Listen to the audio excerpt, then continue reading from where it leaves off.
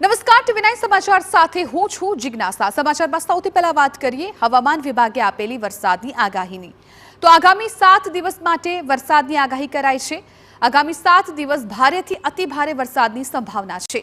ઉત્તર ગુજરાત અને દક્ષિણ ગુજરાતમાં પડી શકે ધોધમાર।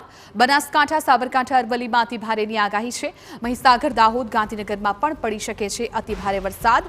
નવસારી, વલસાડ, તાપી, ડાંગમાં પણ અતિ ભારે વરસાદની શક્યતા।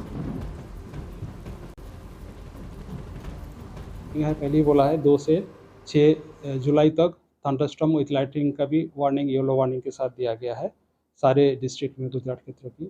और जो फिशरमैन वार्निंग है अगले 5 दिन तक squally weather, high sea with waves, इसमें अगले 5 दिन पहले दिया गया है 2 जुलाई से लेकर आपका 6 जुलाई तक। इसमें जो विंड स्पीड रहेगा 40 to 50 किलोमीटर प्रति घंटा और 60 किलोमीटर प्रति घंटा गस्टिंग के साथ रहेगा। इसलिए फिशरमैन भाई को समुद्र जाने के लिए मना है।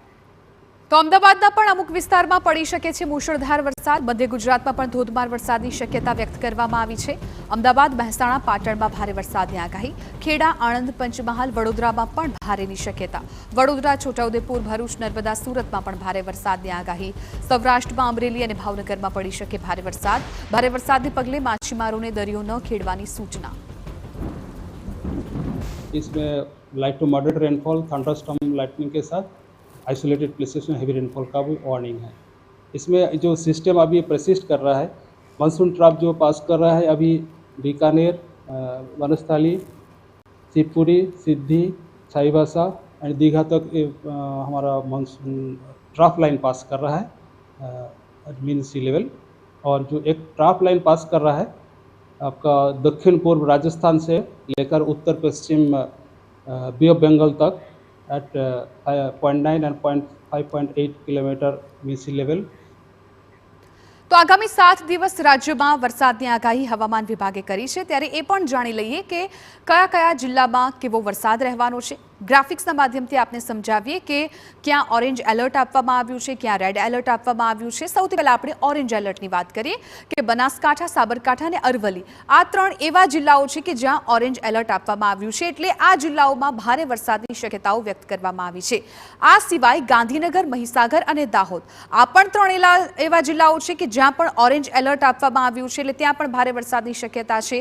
તાપી, નવસારી, ડાંગ અને વલસાડ ત્યાં પણ ભારે વરસાદની શક્યતાઓ હવામાન વિભાગે વ્યક્ત કરી છે। એટલે ઓરેન્જ એલર્ટ જ્યારે આપવામાં આવતું હોય છે ત્યારે ભારે વરસાદની સંભાવના રહેતી હોય છે। 3 જુલાઈએ ઓરેન્જ એલર્ટની શક્યતા હવામાન વિભાગે વ્યક્ત કરી છે। બનાસકાંઠા અને સાબરકાંઠામાં પણ ભારે વરસાદ પડશે તેવું અનુમાન અત્યારે લગાવવામાં આવી રહ્યું છે।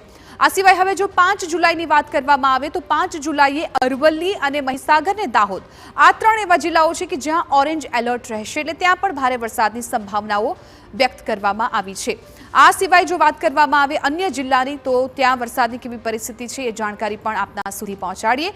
અત્યારે જે પ્રકારે વિગતો છે 5 જુલાઈ સુધી તમામ જે 3 જિલ્લાઓ હતા ત્યાં ઓરેન્જ એલર્ટ આપવામાં આવ્યું છે। હવે 6 જુલાઈની વાત કરીએ તો 6 જુલાઈમાં સાબરકાંઠા અને અરવલ્લીનો સમાવેશ થાય છે। એટલે અરવલ્લી 5 જુલાઈએ પણ ઓરેન્જ એલર્ટ આપવામાં આવ્યું છે અને 6 જુલાઈએ પણ અરવલ્લીમાં ઓરેન્જ એલર્ટ આપવામાં આવ્યું છે। નવસારી, વલસાડ અને દમણ આ પણ 3 એવા જિલ્લાઓ છે કે જ્યાં આગામી દિવસોમાં વરસાદ છે એ ભારે રહી શકે છે।